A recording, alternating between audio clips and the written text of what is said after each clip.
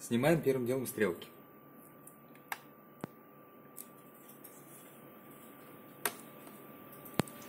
Потом рамку. Тут вот, где отверстие, здесь вот раз защелка, два защелка. Их надо сначала оттянуть кольцо. Раз, два. Дальше кольцо само слезет. Видно вот раз защелка, два защелка. Дальше отвинчиваем 6 винтов.